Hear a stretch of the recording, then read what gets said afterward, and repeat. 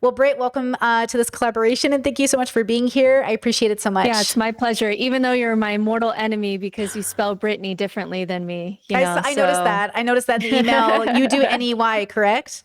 yeah. Yeah, well, we're going to have to make it work. My audience often, we just actually watched one of your videos before I came to do this collab, and great video. You killed it. And, they were like, well, when Britt said this, oh, wait, not you, Britt, the other Britt. It was Yeah. cute. This is definitely the, That's okay. I'll be other Brit on this channel. I'll be other perfect. Brit. That's That's okay. wonderful. Well, to introduce yourself to the audience who may not know you, do you want to give a little short Sure. introduction? Yeah, so my shortest story about my life here is that I was raised Mormon, went to Christian theology school, lost my faith in God and religion while in theology school, which is very common. Ended up now doing non-religious spiritual direction. So that would be meaning, purpose, community, awe, states of transcendence, ritual, all these things that are good from religion, but for people who are operating outside of religion. And I also do a lot of nihilism recovery work. So my official title is that I'm an atheist spiritual director, and I have a master's degree in theology and then a 2-year certification in non-religious spiritual direction. Perfect. Okay, thank you for that. Now, my audience and I just watched this video you did around community, religiosity, and sort of the new types of religions. And I thought we could use that to sort of have a conversation around choosing your reality, having a relationship with reality, grounding yourself, because the world is having this sort of Vervaeke meaning crisis, And so we need to talk about those things. And I figure when you say meaning crisis in your videos, you might be referencing a general crisis Yes. or Vervaeke's meaning crisis. Maybe you're familiar. Yeah, both. And I've been on Vervaeke's podcast and we've talked directly about the meaning crisis. But yeah, it's really, I kind of more work on the philosophical side of that. So there's a lot of aspects of the meaning crisis as we're losing a lot of the stories that we've kind of built our reality around about, what is gender, for example, and what is capitalism and what is, there's all these things. But I mostly focus on the philosophical aspect of that question, which would be more what happens in the death of God, where maybe there isn't objective meaning, maybe there isn't objective truth, maybe there isn't objective morality. How do we re-find our way to orient ourselves and find anchors? Because if you don't, then you're opening yourself up to essentially existential crisis because you're operating without any anchors. Yeah. Okay. So perfect. Just a little bit so you know who I am is I do philosophy through pop culture. I am not educated. I am actually one of those live through experience kind of girlies, but I created and am working on something it's in motion. It's called The Levels, and it's a framework about having sort of a introspective, extrospective relationship with self, in relation to the self and in relation to the universe. So I think you say cosmos. And I say universe. I don't know if they mean the same thing. Yeah, and really that there's you packed a lot in that 2 sentences that you just said. So if I could stop there for a second, because one of the reasons that I did want to talk to you is because the majority of, especially on YouTube, the majority of discussions around nihilism tends to be let me just say it, philosophical dude bros who do have the education in philosophy, and they like to talk about aspects of Nietzsche versus Camus and Sartre, and they get into that headspace, and it is interesting and it's educated and it's fascinating. And the thing that I tend to do differently, and I think that you do this too, is it's less important to me to quote Nietzsche perfectly. And there's a lot of philosophical peacocking that goes on in that world. And I want to talk about more of the experience side of things, of what does it feel like to lose all your anchors, to lose sense of self, to not have any meaning and purpose, to, in my case, have children and not know if that was an ethical thing to do, and maybe feel like you regret it because now you're reading anti-natalist arguments. And I want to talk more. And the reason that I'm resonating with people philosophically is not because I have my PhD in philosophy. It's because I'm talking about these philosophical concepts like you do, where let's talk about the lived experience of this and a little bit less of the peacocking that can happen in the philosophical world. So I love that approach that you do, and it's so valuable. And then that little piece that you said about connection to self and connection to outside of self. That's really my definition of spirituality. And people may not like that word, and I totally understand we can use different words. But for me, as a non-religious person, even as someone who's an atheist, spirituality means to me that greater connection to self, and then that greater connection to outside of self. This is why we see a lot of spirals in spirituality, because you're extending and connecting more outside of you and understanding more the depths of you. And it's just like that journey that you're on. And so I just resonate. That was just like 2 quick sentences that you said, but I just resonated with so much in that. I just wanted to plant a flag there. Yeah, like my audience made me aware of your content, and they said, "Hey, Britt, I think you should check out this other Britt, because I think you might be doing similar things but in different ways." And I don't want to toot my own horn, because I do think that you are a little like ahead of maybe where I might be eventually. We're not that far apart in age. I think we have like a 5 or 6 year age gap. But I don't have that formal education, and I'll never quote Kant the way Alex O'Connor can. Okay. Right. But I have this lived experience that I never see in the boy bubble. And I never see it. I never see it. And it's very upsetting, because it makes me doubt their lived embodied experience through a philosophical lens, which makes me think they are logically coming to conclusions, but not having that embodied experience, which means I don't know how helpful that is or useful in a world that is in crisis. Okay, I will push that even more, because I know we're like pushing on these guys a little bit, and they're great. Like they're great. Like they have Alex their reason. O'Connor. Like I listen to a lot of his stuff. Sure. Like he's so smart. He debates so well. But I do think that there is this hypocrisy that happens in this world that maybe you and I can talk about, because I feel like I can't talk about this with a lot of other people, where atheist, highly intellectual types will make fun of religious people for just going to religion as a safety blanket. But then when you talk about that disembodied philosophy, when you really dig into, like when I see clients, when I dig into some of these hyper rational, particularly men, I often find that they're going to this hyper rational place, this really unembodied place, because that's their safety. And so then it just like breaks open. You're doing the same thing that religious people do. You're going to a place that has a lot of ego and a lot of safety for you, and then making fun of religious people who are also doing it for ego and safety reasons. And that's where it all like breaks apart for me, where like there's got to be a better way to talk about this in a way that's more meaningful. And for me, that's always been lived in experience. So like Alex O'Connor, for example, he did like a 2-week experience of nihilism, where he was just going to try on nihilism. And then he like let it go, because he was like, eventually it was just really boring. And that was interesting to hear, like him talk about it in this abstract way. But for me, it was a multiple year lived reality. It wasn't a thought experiment like it was for Alex. For me, nihilism was a lived reality of suicidality, of trying to understand is it even ethical to be alive? Trying to understand, was it ethical to bring my children into this world? Deep depression, like that wasn't a thought experiment for me. That was a lived experience. And I do long for more discussion about that from that angle. Right. And I think that's something both you and I are doing.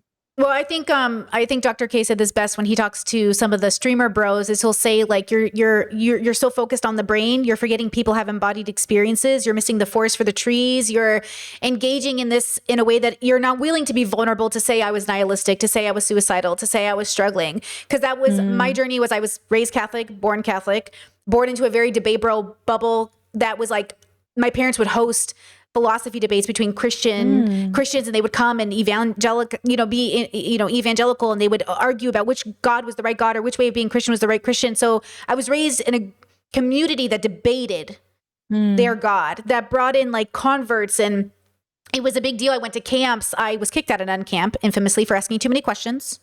Middle school Brittany was crazy, but it's this curiosity within me, this desire to pop the bubble and figure out what I'm aiming for, to figure out what the purpose of existence is. And so, I've come to sort of this conclusion after this big nihilistic journey of, what I believe and what I know are two different things. And I acknowledge I know very little. And I have a lot of belief around optimism and hope for humanity and all this stuff. But mostly I've come to the conclusion that I think we're probably just biological creatures on a planet, which is quite significant within of itself. Like, I'm very happy with that answer. But also, I think my job now is to just accept what's true and instead of trying to fight what is true. I think growing up religious, and growing up asking questions, as my parents encouraged me, led me out of Christianity and out of Catholicism into atheism. But also being in the atheist bubble was just so toxic. They were so angry and limited and not honest or vulnerable in a way that I needed. And so I moved out of that as well. And now I'm here, in which I think spirituality is a good word to use for the journey that I'm on, but it's a philosophical, spiritual journey that allows me to radically accept that I'm this biological creature, which means I get to sort of observe my life rather than worry too much about the micro zoomed in lens of the burden of being also a living creature on the planet, sort of. So it's like this move between the macro and the micro. And actually, in relation to the work that we just watched of yours, you talked about the 7 sort of like new religions. And one of the struggles I have with the language use is actually over just probably a bubble difference of language, but it's sort of this idea that you said all people are religious. I struggle with this language because I think that I maybe have what I think this is the problem of the ego is like, I think I came across something. I didn't discover it or created it. It was just there. But I think I'm having a relationship with existence that seems to be pulled away from that construct, which I call like the 2 bubbles, where it's themselves in relation to the bubble. So the religiosity is mandatory because it exists outside of them. But if it's you in relation to the universe, then it has nothing to do with the construct of the bubble that we've curated with community. So then it feels like my internal compass is coming from myself outwards and then inwards again, versus I think most people it's outwards, inwards, outwards. No, I see what you're saying. Yeah. So I wrote down like 4 or 5 things in there to catch some things. So I'm going to go, I'll probably do this in reverse order. So what I mean by everyone is religious is it's really hard in my field, in kind of like the cognitive science of religion and comparative religion, the study of theology. It's actually very difficult to define religion in a way that covers all different religions, because there's a lot of religions that have no deity at all, right? And so in my field, the best definition of religion that we've kind of come up with comes from this philosopher named Mircea Eliade, and he talks about how religion is how you orient yourself in the universe. So even though you have a different way of orienting than maybe you see other people's orienting, you've still oriented somehow. You have a sense, you know, if I were to make a list of what religions do, there's some kind of sense of a story, a narrative for you that's, you know, I'm a biological creature, I'm an animal on this planet, right? And then there's like a sense of morality, like why you make the decisions that you do. You have a sense of your core values. You have a sense of meaning and purpose and how you're showing up in the world. You have some ritual, some ways to access awe. You have community, even just in the community that you have, you know, on YouTube. And so when you go through all the elements that we see in religions, you have something there that's operating. And because that tends to be human nature. And so when I see someone who says they're not religious, now they may mean that like I'm not a part of organized religion, and we can say that that's true. But human nature tends to be what we call religious because you're born on this planet. There's a million different ways to kind of show up. You know, as soon as you step out the door, you have to make a decision. You have to start to orient. And so it's pretty difficult to actually show up in the world without an orientation. If you don't have an orientation, it tends to be analysis paralysis, and you're kind of stuck in your room. But even that has its own kind of story too. I'm shutting down because I refuse to play this game. Well, that's a story of a kind. So, to me, human nature is religious just in the sense of how my field is using that word, which is to this very, very broad definition, because we have to have a broad definition to describe the thousands, tens of thousands, hundreds of thousands of religions that we've operated under for tens of thousands of years at least, right? So I'm using it in that way. As far as the nihilism problem, going back to what you said more at the beginning, something that I underestimated is that when I was in it, and maybe you'll resonate with this too, when I was in it, I thought that I was dealing with a headspace problem. I thought this was a philosophical problem. I didn't know how much of it was actually a body problem. And so for me, working with psychedelics and some other things with my body helped me to actually process things that what I thought was a philosophical problem was really that I was mourning. I was mourning the death of God, the death of truth, the death of identity, the death of objective meaning, the objective truth, objective morality. My marriage was over. I was postpartum. I had these huge things that I had not processed through my body. And when I did, I was able to come back to these philosophical problems with a different lens, with a different viewpoint. And so something that I really underestimated was how much nihilism is a body problem when we sometimes, especially in the philosophical YouTube space, only deal with it as a headspace problem. And this is why when we get philosophies like ethylism, which is like the darkest kind of corner of nihilism, where you start to talk about, it's the most moral thing to do to take yourself out of the world and everyone else with you. I rarely see a philosophy like that from a person who's very healthily embodied, who has good relationships, right? Who has meaning and purpose in their life. We just don't see that. We don't see that philosophy come from people who have a really healthy body and mind. And so we can't separate the body from this philosophical problem. And then you talked about how it helped you so much to really do this deep acceptance of what is. And we find that in therapy, the reason that people are struggling with nihilism in therapy is because too often, not all the time, there are existential therapists, but too often a therapist will look at this as depression and will treat it kind of as depression or anxiety, when really there's something deeper going on. So many therapists try to do cognitive behavioral therapy with nihilism, and that tends to be not helpful because the therapist is thinking, oh, they just have a negative worldview. We just need to choose different thoughts, right? We need to reframe these thoughts, when for the nihilist, this is a philosophical reality, and they can't do cognitive behavioral therapy because it feels like self-brainwashing that doesn't work. And then they feel more broken, and then they get more stuck, which is why acceptance therapy is much more effective for nihilists, because we say, you're right.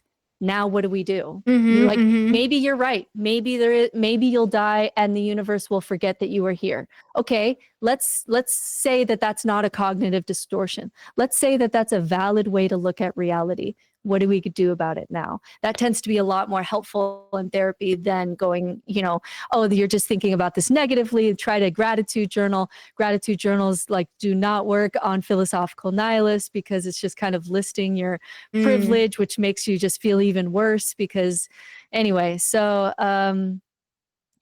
I really love this idea of including the body as part of the nihilism problem, which I didn't do when I was in it, but it helped me when I was able to work some things through the body and in my embodied experience. And then my philosophy changed on its own sometimes. I resonated with so much of what you said. I should have brought my notebook. I will say, as a person who went through something similar, where I was having a really embodied experience, taking my own life became sort of a comfort option in a big way. And then I did DBT. And DBT was really magical for me, because I did tell my therapist, here's all the reasons I want to take my own life. And she said, hey, that makes a lot of sense. Let's, change your life so you don't want to take it. And I said, okay. And we went through these steps that really helped me. Now, I really think therapy without philosophy is kind of useless. And I think people really struggle in therapy, and they say, Brittany, it doesn't work. I keep going to it. It's not working. But are you also reading, doing the work, understanding that you also have to have a sense of value? You have to, I don't believe in objective morality. So you have to sort of figure out what's your right and wrong and how you want to move through the world. And could there even be an objective? I'm not convinced humans have access to the objective morality, if it should exist, but I think that we should aim for joy, and the joy will show up. And I think, going back to what you said earlier, is that when I see a person and they tell me I have the answers, I know what's right, I know what's good, I look to see if they're joyful, because I think that joy, and that's I made this video about Peterson once, where I feel like Peterson is the epitome of a lack of joy. He's rooted in fear. He's in great turmoil. Yeah. His soul is splitting into pieces. He's just so not. I think grounded. Gabor Mate said that he looked at him and kind of just said, I just see repressed rage, right? Just absolutely so much repressed rage. And then we saw in Jubilee how he just kind of lost his mind. Yeah. And I feel, there's a part of me, my audience often says, Brittany, you make me have compassion for Peterson. I was like, you don't have to have much. You just have to have enough to remember that we really are just each other, and we're all sitting here and we're mirrors for one another. And Peterson is just a path that was an option for lots of people, and lots of people take that path. But I want to move you towards more of a Gabor Mate. If you have to pick somebody to kind of look at as an example. Maybe pick somebody who's a little bit more peaceful and aligned with a more compassionate worldview, something like that. But ultimately, I think I don't make prescriptions on my channel because I try to allow people a chance to find their own joy in the way that it makes sense for them. But I do think that joyful people tend to be less hateful, less bigoted, more compassionate, more loving, more open. And so I do find that the more introspective we are, the more extrospective we are, the more compassionate we become, which is why it confuses me when I do see the lack of embodied experience from some of the boy bubbles, is I feel like they're unable to, in their own personal life, allow the vulnerability to open up and see themselves, so they can't see the world for what it is, which is why I always say, like, you can logic yourself into a really bad conclusion. And a lot of those really bad conclusions come at the expense of so many people. And then, of course, themselves. Yeah. But if you're disconnected from others and disconnected from yourself, then that's how you can end up there, which is why we never see ephilism from someone who is very well connected to self and other. Exactly. It just honestly doesn't happen. Yeah. So, okay. So now I'm curious, you're like a nihilistic coach. Is that correct? A coach? How does that sort of, what role does that play in your sense of meaning? How does that relate to Britt's sense of meaning? Yeah, it is absolutely huge for my sense of meaning. There was a couple of things there that I wanna also tag Please. as we go on. The shift that is so helpful for people, which you alluded to in your own story, is that shift into, you're not in the life worth experiencing and worth living just for the ride. How can you create that? And that path will look different for everyone. Because your meat suit is different than everybody else's, and your experiences are different than everybody else's. But that tends to be, and it can be hard for highly analytical people to go there to build a life from experience if they're disembodied. And so that's a big reason why we need to be in our lives, is because there's a way to live your life at the level of experience where it is worth living. And the analogy that I use a lot is building sandcastles. Like, we deeply accept whatever sandcastle that you build, the wave will come and it will take it away. What is the sandcastle that's worth building? The way that we were children, where we were just in the experience. It was valuable in of itself. And that was a huge shift for me, where I realized the life that I'm in, one of the reasons I'm suffering so much is because this isn't the life that I would choose to live just for the experience of it. I'm in like a Mormon church and a Mormon marriage, and I'm like masking myself so much, and I have no friends, and I'm in this theology program, but I don't believe in God. How am I I'm in this job where I'm trying to find ways to nuance this, but it's becoming more difficult. It wasn't my life. It wasn't the life that was worth experiencing. And when you're suffering, like the golden treasure of nihilism is when the suffering becomes so great that you get to the point where you're like, what am I holding on to here? I may as well try, because I'm suffering so goddamn much. What am I holding on to? Like, I'm masking for what? Right. I'm miserable. And that's when you start to see people take risks into what would really my life worth experiencing be. And then life gets better. And then my life got better. And one of the reasons that my life got better is I didn't know how I would do it. But I said, if I could do anything in this universe, what would I do? And it would be, I want to talk to people about their deepest beliefs, their deepest fears, their deepest realities, their darkest thoughts in a safe place, because that's so meaningful to me. And I needed that person so badly and didn't have one, that if I could be that person for someone else, it's so inherently meaningful to me. Even if the world was on fire and there's if a comet was going to come, I would still sit with this person in this moment because it's meaningful in the experience of it. And I essentially built, I took risks, and I kind of created a career that there was no path for. I had to create it in order to be able to do this work where I meet people in that place, and hopefully I'm able to help them. The UK is a little bit further along in their secularism than the United States is. So they have something called philosophical counselors that are specifically for the philosophical aspects of existential crisis or life in general or meaning or purpose. We don't have that in America. We're still far too religious. We couldn't even have Harry Potter and the Philosopher's Stone. Right. Like, we had to change it, right? To the Sorcerer's Stone, because we're still so wary of philosophy. And so it's really hard to find words to try to describe what I'm doing here. but it really is a kind of nihilism coaching or philosophical counselor or non-religious spiritual director, atheist spiritual director. These are all just terms to say the deepest place, right? Yeah. Especially when it comes to building meaning and purpose. Like I'm trained in that space, but it's hard to explain that because in the United States, that place is usually like it's usually your bishop or usually your pastor of some kind, or it's nobody. Right? Like we haven't developed more options for that space outside of religion. So I had to kind of craft that. But as I started to vulnerably tell my story of my experience in nihilism, and now people seeing me kind of thrive out, on the other side of nihilism, I was able to essentially get clients and be able to build a practice and be able to build even a living on being able to do this work, which is incredibly meaningful for me. But it came from that golden treasure of nihilism, which is, what would I do with this one life? Yeah. And I started taking risks in that direction, not knowing where it would go.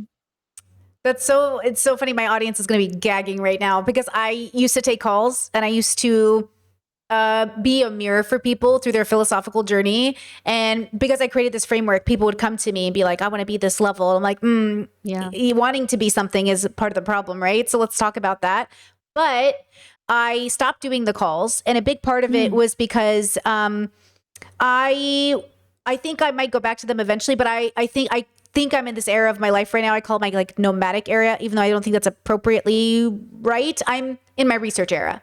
I need to read more. I've read thousands of books and it's not enough. I need to experience a little bit more. I spent all of my life going from community to community, which, by the way, you did a fabulous job in your video talking about the BDSM, poly, and queer communities, because that was the bubble I chose after religion.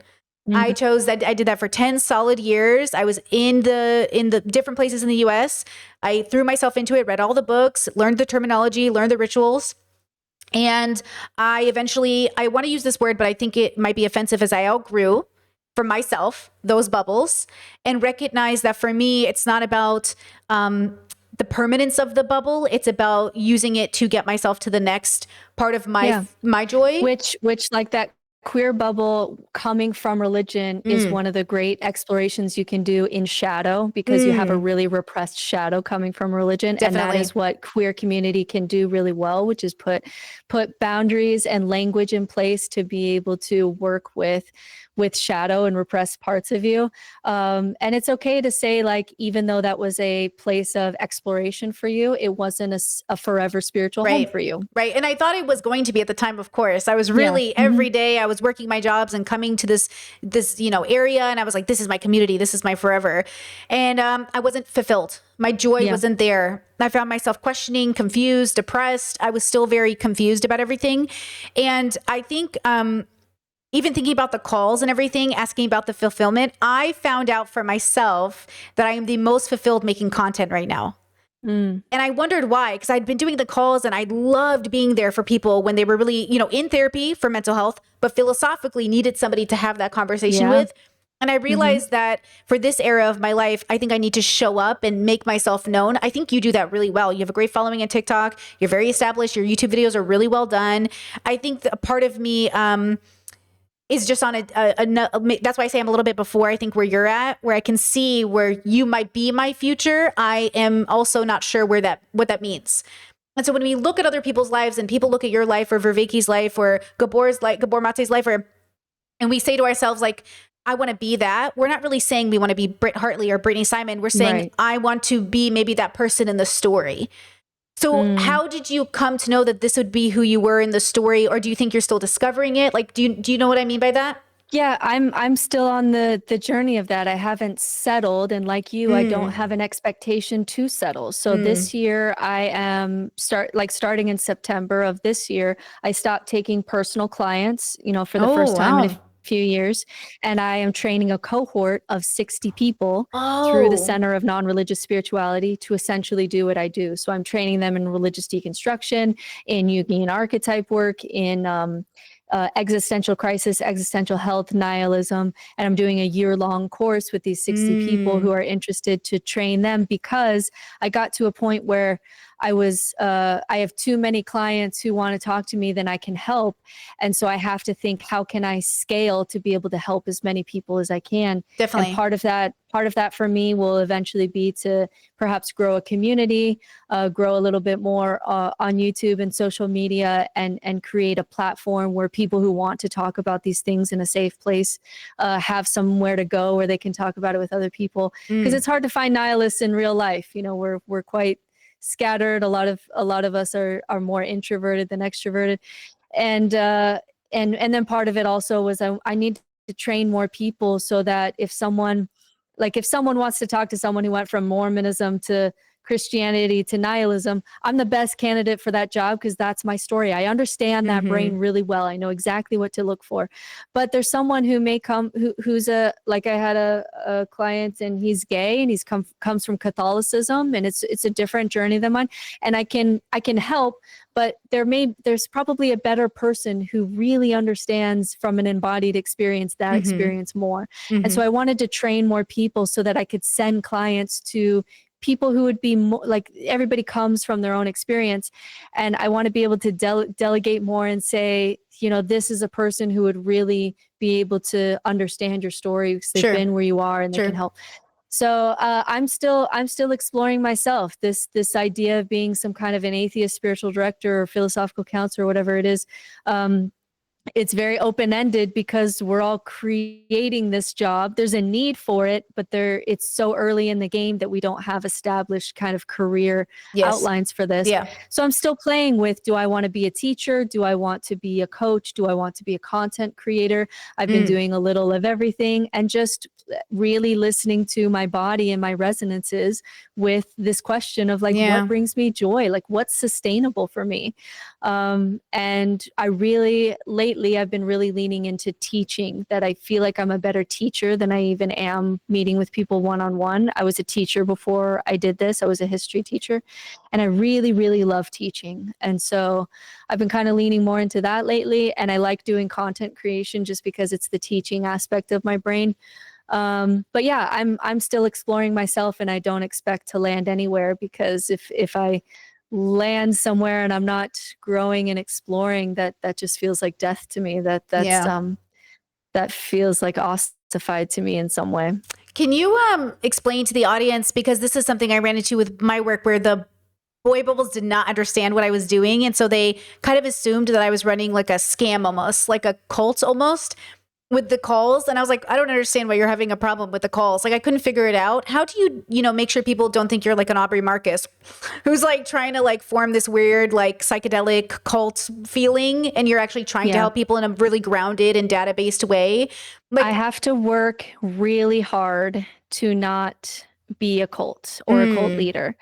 And it's not because I set out to desire to be one. And a lot of people really don't. A lot of people just start out and then they start to be successful, and they kind of fall into it. Yeah. And I have to be, and so it's not that it's not that I want to be a cult leader. It's that I'm surprised as I get into this, how willing people are to make you their prophet, especially anyone coming from religion. And they don't know that they're doing it. But if your brain has been wired from religion, where you are dependent on external authority, even if you don't believe that religion anymore, if you haven't unpacked that, because you're going to take that neural, like our brains are formed in religion if you come from religion. And people will try to, meet with me once a week. And I'm like, I can't do that for you, because I'm not your therapist, and I'm not your prophet, and I'm not going to hold your hand and have you, I'm going to like, tell me where you're at. I'm going to show you what I see and give you some helpful advice and some resources. And then I'm going to send you on your way for a few months. And I want to send you on your own. And so it's this weird relationship where people keep trying to give me their power. I have to give it back to them, especially the ex-religious people. Yeah. And so there's a lot of things that I do, and I meet with my own mentors to feel really ethically good about what I'm doing. So some of that is seeing my own mentors in spiritual direction. I have 3 of them that I see regularly, and I don't do any branding. I don't have a no nonsense spirituality t-shirt. I don't do, stickers that go on water bottles, even though I could probably make money doing that. Sure. It's because I really want to stand my ground of like, this is not a cult. I don't know what your life worth living is. I can just help you hopefully find it in yourself. Yeah. And I have to continue push that power back. I don't have a community yet. When that comes up, I'll have to have some other guardrails in place to make sure that it doesn't become culty, because that's the thing with human nature. We tend to cult too much or too little. Yeah. And Definitely. what we always want is like light cult. Light cult is like you're a Swiftie, where you make bracelets and you go to the concert and it's great and you go with your girlfriends and you love it. But if you decided the next day that you didn't want to be a Swiftie anymore, you're not going to get excommunicated. You're not going to get shunned, right? Yeah. Like we want light cult is good because that's healthy community. And we tend to do either nothing, which is bad for us, or we cult too much. So I'm very aware of these things. And I specifically have guardrails, ethical guardrails in my own practice and mentors that I regularly see to check my ego, to check what I'm doing so that it doesn't become culty, because I want it to eventually turn into something like community that's helpful, but I don't want to turn it into a cult. And it's surprising how much it's people have this idea that if we just kill, like if all the leaders, cult leaders, political leaders, religious leaders died today, that we'd be cult free. And the answer is the opposite. We want cults. We want people to tell us what to do. And so it's been surprising on this side of things. I can understand why people get sucked into becoming a cult leader, even if they didn't start out that way. It's because people give you their power. And you also see that people's lives get better after they talk to you. Like I have clients that I really was able to pull them back from the edge, and that does feel good. But I'm at least aware enough in this space, especially in the world of spirituality, how quickly it can become cult leader, teal swan kind of stuff, especially with psychedelics. You said the name, girl. You said it. Right? Teal swan kind of stuff, that I have specific things to prevent that from happening. Okay. Because, Well, this is why I wondered why my community thought we'd have overlap. I think you just explained my whole experience the last 5 years of me trying to build this thing through calls and doing this community thing. And like, I keep trying to tell my chats, stop pedestaling me. And my chat right now is the healthiest it's ever been. It's doing really well. And everyone's a great community. We've formed a community. We meet every Sunday in the Discord. We have our events. We deconstruct. We do book club. We deconstruct. We do stuff. It's a third space. I'm calling it the local coffee shop in the neighborhood. Yeah. That's what we're trying to do, right? Because it is so natural for us to be like, you must have the answers, so you must know everything. And now I'm going to assume you're right about everything you say. And I always tell my audience, like, if I say something and you think it's wrong, you've got to tell me it's wrong. We've got to work with each other, because I don't want to be that. I don't think I'm meant to be. I would say I don't want to be Malcolm X, because I think to be Malcolm X is so like unique and special to his journey. But I think people want you to be Malcolm X. I think people want you to be. That was the surprising thing, that like, it's not that all these cult leaders decide that they're going to be a cult leader. It's that people beg them to. Yeah. And then they get sucked into it if you don't have any guardrails. And we need leaders. It's so nice to your ego that you see people's lives get better. You really do. Well-meaning people, we see it every day. Every other documentary on all the platforms is some person.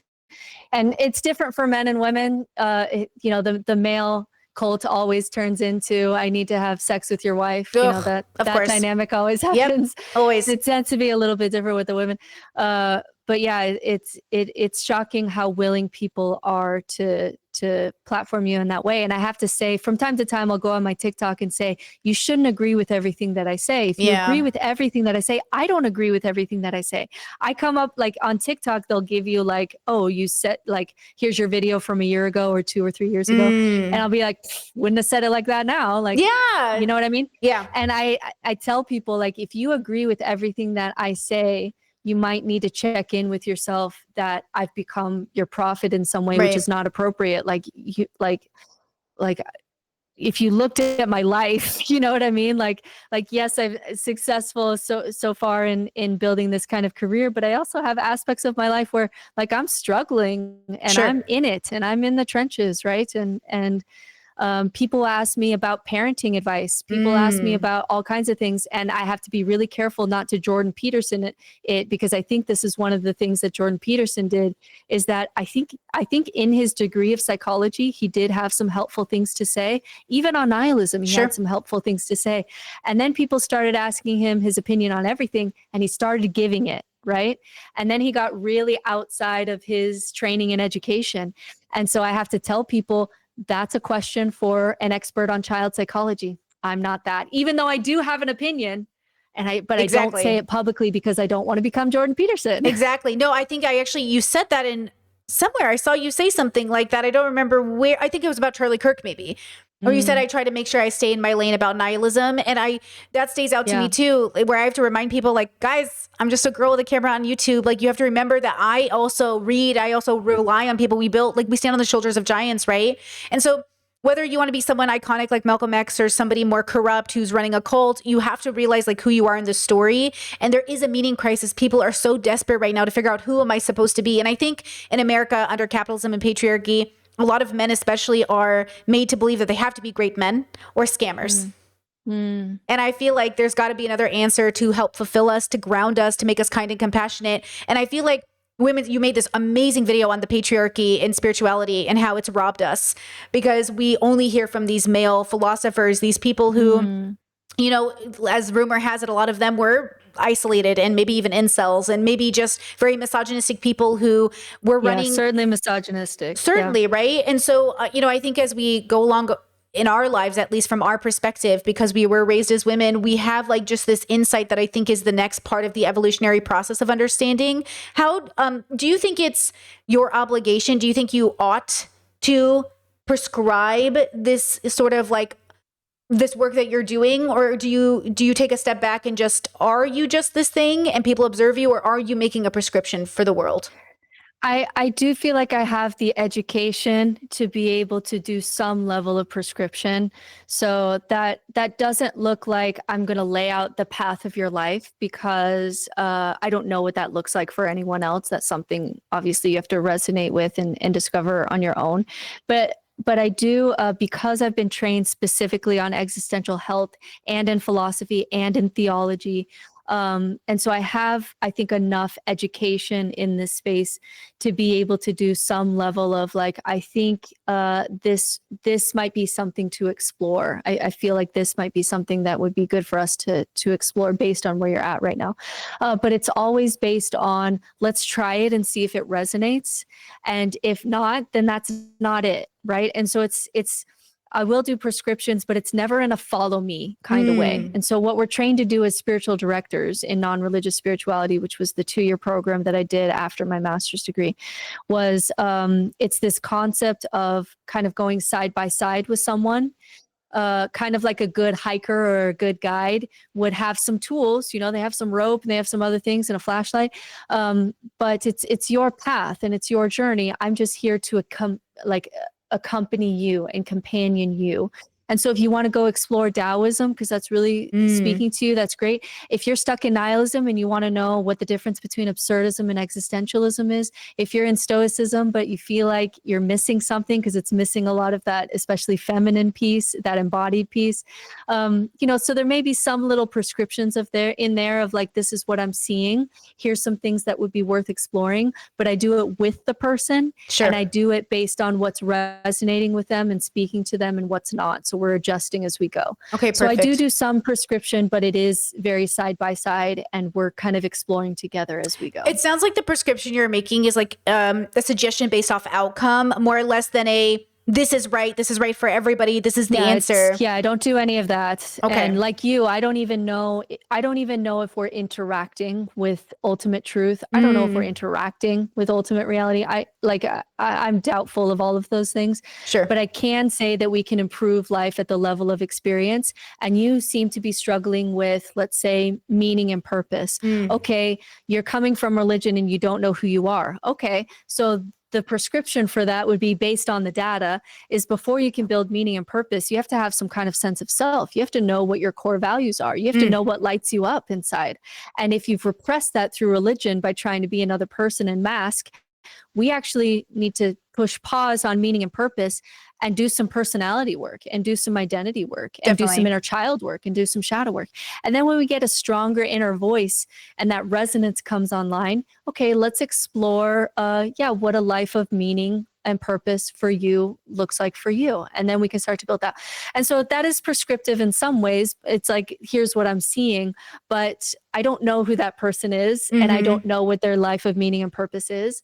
And so I'm going to discover that with them because I have no idea where we're going, right? I just know that I get a sense of this is where you are, and here's some resources that can be helpful. I mean, that's 90% of how my calls would go. Who are you? Where are you coming from? What's your belief? And then I would figure out how to give you what you need based off of the bubble you're from. Yeah. And that's like the best way to, I think, feel seen too. Like we're meaning seeking creatures, but we want to be seen. We want to be understood. Yeah. We want to know that, like, even now I feel like, okay, I think Britt's understanding me. Like I'm kind of vibing. Yeah, absolutely. There's like a sense of being seen. It's nice. It feels good. I want to ask you a question that's going to take us in a completely different direction that might be too personal. So don't answer if you don't, Are you still married? I am. What was that like deconstructing on your own? Because I believe if I remember the story, I wasn't sure if you had remained married, but your husband and you deconstructed, either you did it before him, I think? Yeah.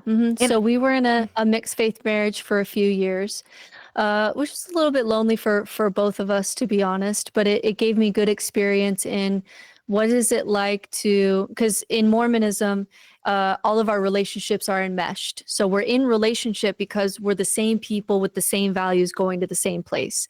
And that marriage did die. Like that marriage died. And so we had to construct a new marriage, which is because we still genuinely cared about each other. We just couldn't be enmeshed anymore. My faith was gone.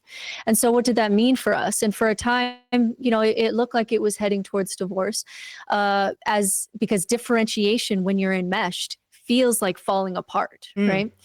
But for us, it opened up a new door, which is, what would it be like to build a marriage on mutual support where we don't have to be the same people and we don't have to necessarily be going on the same life path, but it's mutually beneficial for us to support the other. And that's a highly differentiated container of marriage that was something that was not modeled to us, that was new for us, and was eventually something that we were able to kind of rebuild. And so for a little bit, that was a mixed faith marriage. What does that mean? To hold space for the other and support the other and be there for the other without feeling defensive or threatened. And that took some practice. And then eventually he did actually leave his faith, and he's more or less on the political and philosophical place that I am now. It took actually, it's when I started to order myself a little bit and be a little bit more chaotic that gave him kind of the opportunity to leave, because when I was just chaos in all directions, it kind of brought up his defense mechanisms, because it was a lot of fear of like, where is this going? And then that defense mechanism kind of made some distance in the relationship.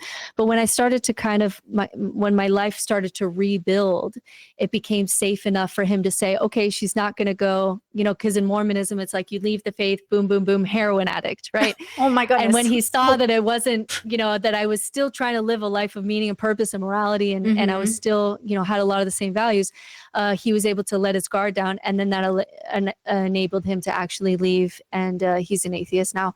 Wow. And so now our relationship is something like two different people who, like, I love conversations like this. My husband is not really a reader. Like, he does triathlons and he builds businesses. He's kind of a goal setter. He's much more embodied than I am. And he's much more service oriented than I am in a lot of things. And so now it's more of, he'll watch the kids and while I go to some conference with a bunch of, theological nerds that really I love, that's not really his thing. And then I'll go with him and I'll stand at the finish line of these triathlons, and it's a spiritual experience. There's families and they're crying. There's all these human emotions, and we can kind of, I can appreciate what makes his life worth living and support him in that. And then he does the same for me. And now it's kind of a relationship of differentiated people with mutual support, but it had to break and die before it could rebuild into that. Would you guys say you're like on a team? Do you feel like you see each other clearly and all that stuff? Yeah, but it's also that we accept that we're different, and there's just no pressure. or jealousy or pressure that you need to be like me, or you need to validate me, or you need to be doing what I'm doing, or you need to see things the way that I do. It's just a lot more mutual support. When you say different, do you mean like two individuals in a union, or do you mean different like facing away from each other? Yeah, it would be still facing towards each other, but not going to the same place. Interesting. So his long-term goals of what he like, he really loves to travel. I'm okay on traveling, but it doesn't really it doesn't do a lot for me. I get a lot of motion sickness, and I'm more of a homebody. Like Same. I just really love, I'm kind of a homebody. And so that means like, how can I support you to, like, there's friend groups that he has, some of which I'm not a part of. And like, that's great. How can I support you to travel? And then for me, like, I really love, like, hey, I really love writing at night when it's quiet and I turn the fire on and I maybe put some Curb Your Enthusiasm on in the background, and I'm writing out some idea that I'm exploring. And that to me, like, I just love it. Like I'm in my flow state. It's great. And so, hey, you can support me by he puts the kids down every night, because nighttime is the time that I come alive. And so it's facing each other. How can I support you in your life that's most worth living? And then we have a shared life, but we also have separate lives. There's part of my life that doesn't light him up. There's part of his life that doesn't light me up. And there's no jealousy. It's like, how can I support you in that? How can we balance that? And then we have our shared family life, which is like, we're together. And so it's like that. And that's working for us. But our enmeshed marriage had to die first. Well, it's interesting that you say this, because the language is so specific. It's so different. But I would say that my partner and I are married as well. My partner and I, we have, again, it's my life, but at the expense of our life not at the expense of my life. And same with them, like their life, but not at the expense of, and the idea is like, we're like right now, they're hanging out with their friends, they're doing their thing. I'm here doing this. I knocked on their office door. This is my office. And I knocked on their door and said, I'm going to go do my interview.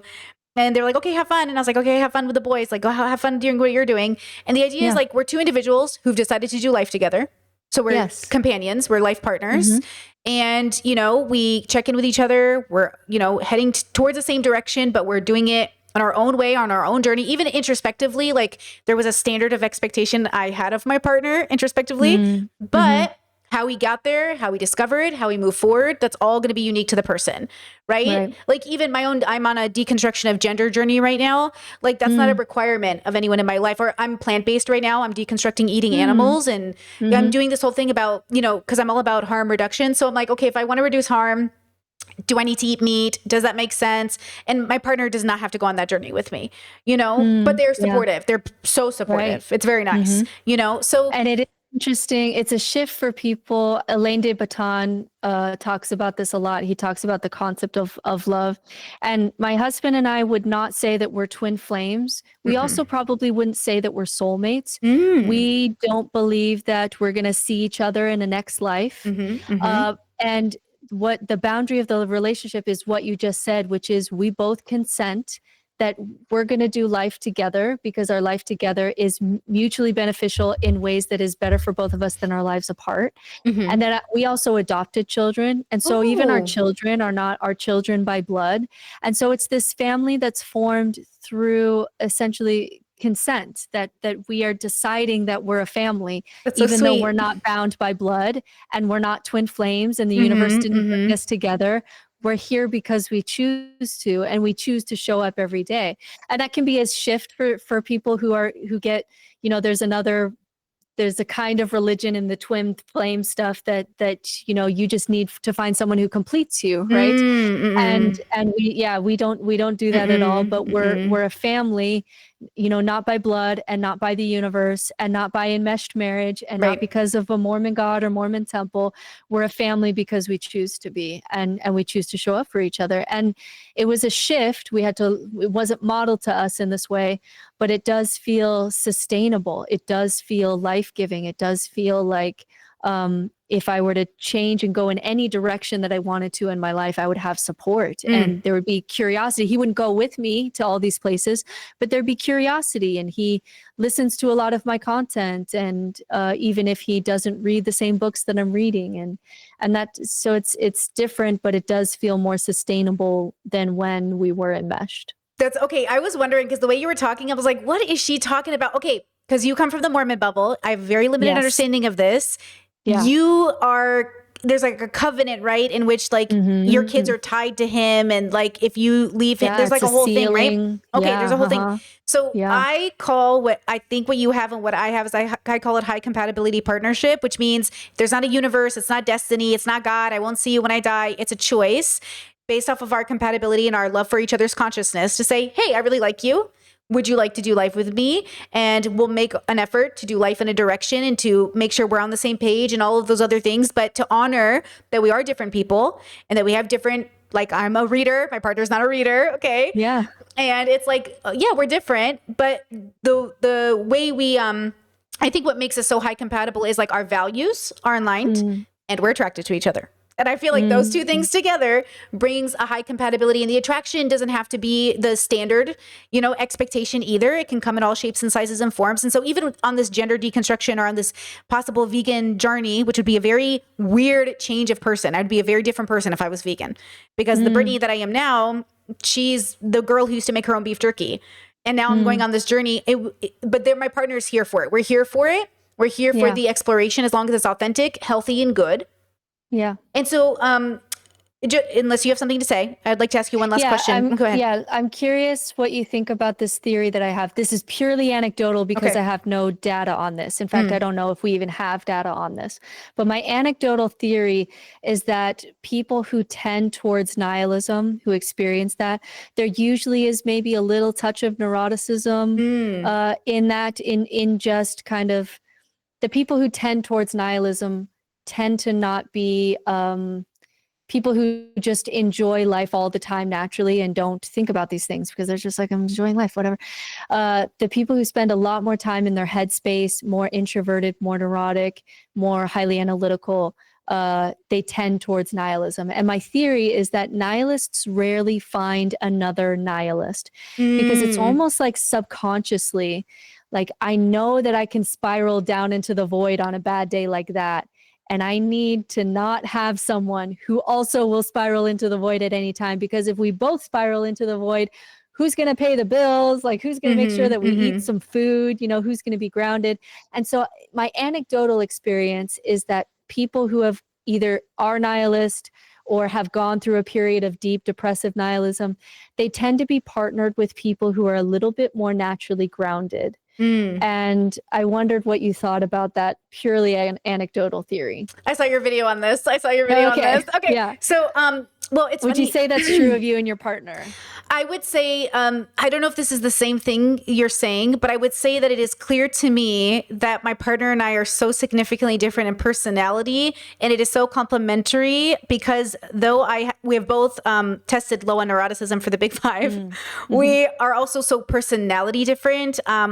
I'm very like extroverted in personality and bubbly, but I'm introverted in my social life, and they're very introverted both in their personality and social life. And so they tend to be, what I'd like to say is like a little bit, I would say I'm more of we're both very big thinkers. And we're both big on philosophy, but the way we experience it is different, where I'm like out here bubble hopping and traveling and doing things, and they're more like, and so I think they're more of the nihilistic-y one in a weird way. Interesting. But I think I had, I just feel like our paths, I don't want to speak too much to my partner's not a public person, but like, I think our personality differences could reflect maybe something that you have there, because I would say that, if we were both the same, it'd be a pretty difficult union. I think I think we complement each other very significantly. Yeah. Maybe. So I don't know. Do you like, and you can stop again, you can stop this line of questioning. Do you feel like your ability to, like, you're a little bit more extroverted and you have a capacity to explore, you really like exploring, does that help pull your partner out of themselves? in a I healthy think, way? you know what, to be honest, I think we do it for each other. I would say that we're both switches. I think we're both, to be honest. I think Interesting. when I'm feeling like this, they're like Yeah. able to pull me out. And when they're feeling this, they can pull me out. I Yeah. think we significantly complement one another in terms of Yeah. being able to like pull the weight when we're both Yeah. in the opposite. So I would say that's more or less our experience of like switching Yeah. almost. Yeah, it's a little bit different just because you guys are both low in neuroticism, which means that you can pull each other out. Yeah. But what I definitely can say with data wise, that if you are high in neuroticism and you spiral really easily, you never find another neurotic person who also spirals easily. Well, it would like be that difficult. dynamic never happens. It would be so difficult. That- Well, it would make sense too that I think in my 20s before I was diagnosed, so I got diagnosed with borderline and with autism. I think prior to getting diagnosed, I might have been more of the neurotic, but also avoidant partner. Which was weird because you're also a woman. So I'm also the third oldest of 10 kids. So I'm doing all the emotional labor. It was like I was whiplashed into so many different roles. But I think I always sought the older, more stoic partner to balance me out. But then that didn't work. And so I was like, what am I looking for? Yeah, You know? for me, it was like a big shift in my marriage because there for a while I felt really disconnected from my husband because it's like, why are you not as interested in this as I am? Why do you not care about whether life is ethical or not? And he's like, oh, I'm just gonna, go about my life here. And it took me a long time to realize that subconsciously I chose him, like that especially that initial attraction. Most of that is subconscious, right?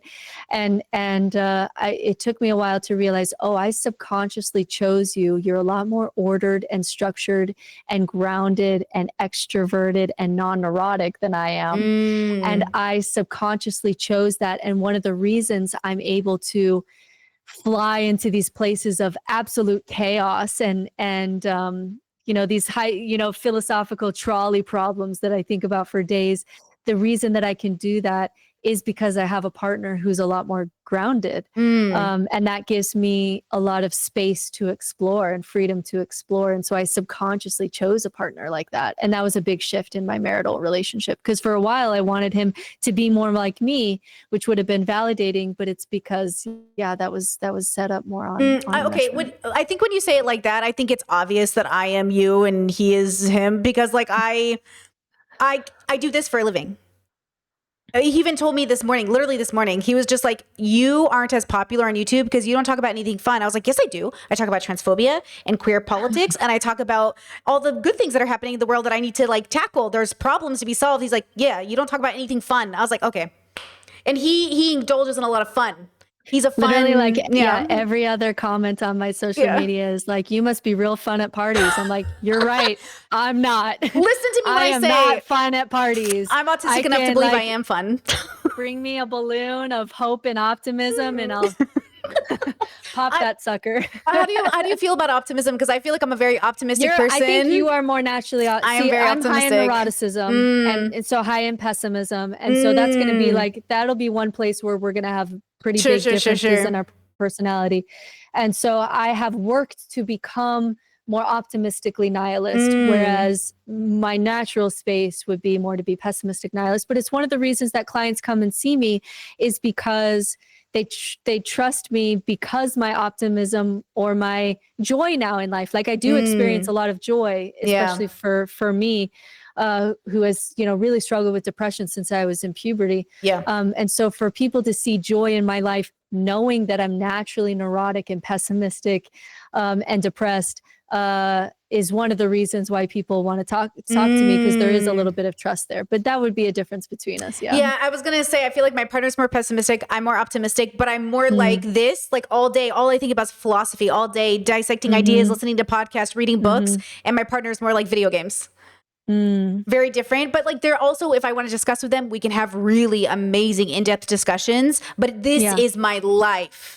This is not the life they would have chosen, right? This is the life I don't even know if I chose it. I don't know if I believe in free will like that, but I don't. Yeah, it chose me. It chose you. I found myself here. Now, as we're coming to the end of our time together, I want us to sort of wrap up on sort of what message do you, this is such an optimistic question, what message do you sort of either have for yourself or for others in the work that you're doing to sort of bring some sort of sense to the world right now in the chaotic times that we're in. It feels like this last 2 weeks has been so chaotic for people. And I've just been trying to ground everybody and tell everybody, like, be kind, be compassionate, be patient. What is your overall, I guess, message, if you have one, for people? Yeah. I have two that I really lean on that enable me, if you don't mind me taking two there, Please.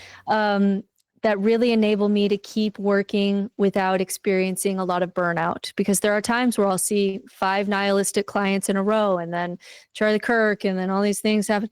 And previously in my life, it would have, like, I would have had to crash, and I don't crash like I used to anymore. And there's two main things that I really lean on.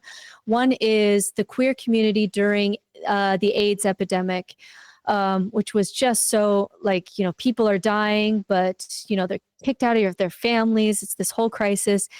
And there's this quote that emerged from that community during that time, that after this particular death, that said, in the morning we grieved, like we went to the funeral and we grieved. In the afternoon we protested, and at night we danced. Yeah. And there was something beautiful about that what they did to cope was make sure that you take your time to grieve, like that you feel your feelings, that this is hard, it shouldn't be this way, like have an outlet to be able to let those emotions pass. They had time for protest, which is, here's how I'm, and it doesn't have to be picket line stuff. This is how I'm showing up in a world in a way that is rebellious, or I'm standing against something, or I'm standing for something. And it, again, this could be in a million little ways. Like I did a video the other day about how if you're raising your children to be able to see multiple sides of an argument, or developing critical thinking or whatever, that is rebellion. Like that's protest, right? So there's a lot of different ways. Like, how are you showing up and saying, I'm standing against this, and I'm standing for this. And then at night they danced, and they said the dancing was the most important part. And some people will say, like, how could I possibly dance? The children in Palestine, the this, the that. And the queer community showed me that the most important part of what they were going through in the AIDS crisis, and they grieve, protest, dance. And they said the most important one was the dance, because it remembered what we were fighting for. It reminded us of the life that is still worth living, that there's still hope, and there's human beauty, and there's things worth showing up for. And so that's been a good little, how my grieving. So like last week, my grandmother died. She died in the same hospital at the same time as Charlie Kirk, actually. Wow. And my mom was there, and it was locked down. And I kind of went into this mantra, okay, I'm going to grieve.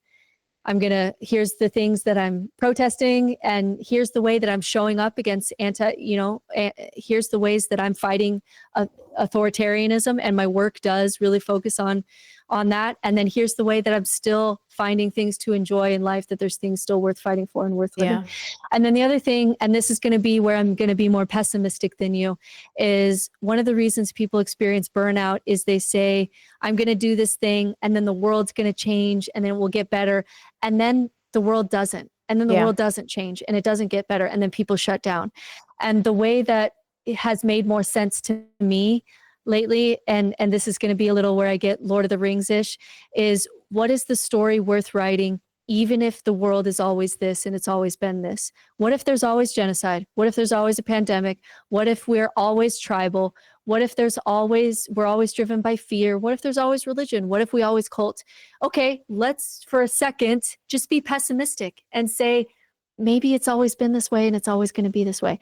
What's the story that's still worth writing anyway? Like if Mordor would have won at the end of Lord of the Rings, and Sauron would have won, what's the fellowship that still would have been worth it? Like there were so many moments along that journey that even if they would have failed, there was such beauty and amazing moments and character development that it still would have been worth it to have the fellowship, and Sam and Frodo, and the character development of Aragorn, and the hot love between, an elf and a human. And all of that is still amazing to experience as a story, even if they would have lost. And so my thing for me as a pessimist is, even if it's always like this, this is the character that I'm writing. This is the story that I'm writing. This is how I'm showing up. This is my fellowship. This is the people that I'm doing it with. This is the projects that I want to be a part of, even if religion wins and authoritarianism wins. And that gives me a way to build a story and a container that isn't dependent on the world magically getting better tomorrow, because maybe it doesn't. And that's actually been a more sustainable place for me to build. So those two things, like my Lord of the Rings analogy, grieve, protest, dance, those are kind of my go-to mantras when I'm feeling like the burnout is overwhelming. Yeah. Okay. Interesting. I just used that Dan Savage quote in a podcast I just made because it's so powerful.